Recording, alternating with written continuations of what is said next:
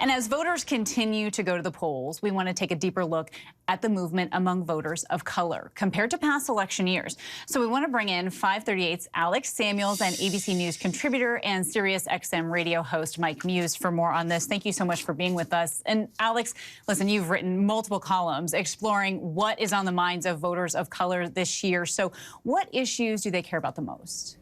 Yes, so we actually had two columns under our Voices of Color tag specifically focused on communities of color, one on Latino voters and another on Asian American voters. Of course, we cannot paint either group with a broad brush, but according to a September NALEO Educational Fund poll, inflation, the rising cost of living, and abortion rights were top of mind for Latino voters. Meanwhile, among Asian American voters, polling found that healthcare and the economy were top of mind for them. Certainly, like most of the 80% of likely voters, of course, call the economy their top issue. It's also shaping up to be a record year for candidates of color, with a record number of black men and women running for Senate and governor. And interestingly enough here, a record number of them are Republicans as well. So, Mike, do you think that this will help motivate black voters?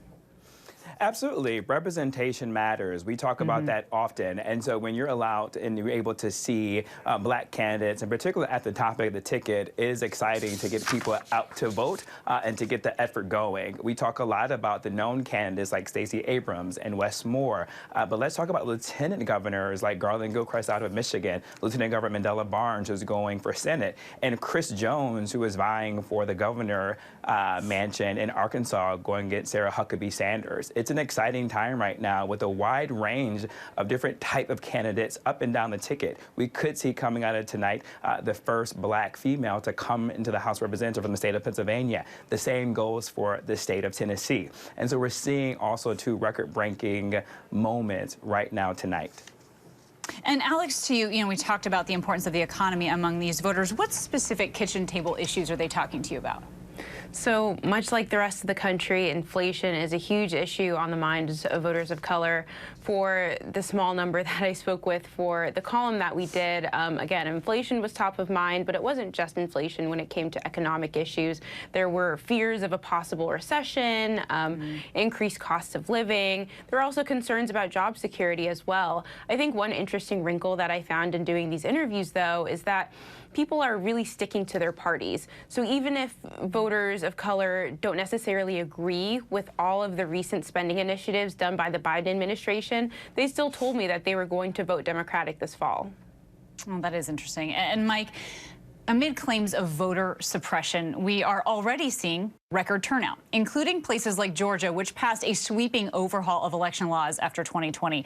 Was that criticism overblown? What do you make of this high turnout? The criticism isn't overblown. I think that people, particularly the state of Georgia, are recognizing that the amount of voter suppression that was in place. And so as a result, people stood resilient and are standing resilient. And they want to say that they will not be policed out, that they will be willing to go to the polls and to show up in record form in the face of voter suppression. It's going to be really interesting to see how does that record turnout, and in particular what we're seeing in early voting numbers, the black voter turnout is increasingly at a higher rate than we saw in the previous midterm election. What does that do for Stacey Abrams? What does that do for Senator Warnock, who's locked into a tough battle with Walker? But also, too, what happens with Governor Kemp and Stacey Abrams? Who brings who from the top of the ticket to support the bottom of the ticket? And in particular, look at states like Arizona, too, as well, where the Democrats have a strong lead coming into early voting, where they typically vote early voting, but the Republican Party has been anti-early voting. And so we'll see after tonight, did that hurt them come tomorrow morning? And Alex, in 2020, we also saw Latino voters in South Texas specifically move slowly towards Trump and the Republican Party. So are we expecting a similar pattern in today's midterm, you think? I think we can expect to see a little bit of the same. For one, the economic issues that benefited former President Trump in 2020 are still very much in play this year.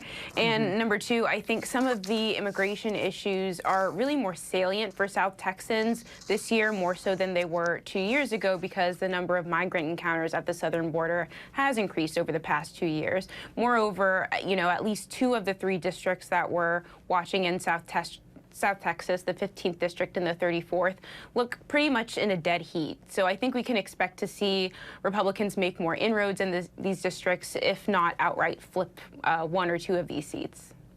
All right, Alex Samuels and Mike Muse, our thanks to you as always. Hi, everyone. George Stephanopoulos here. Thanks for checking out the ABC News YouTube channel. If you'd like to get more videos, show highlights, and watch live event coverage, click on the right over here to subscribe to our channel. And don't forget to download the ABC News app for breaking news alerts. Thanks for watching.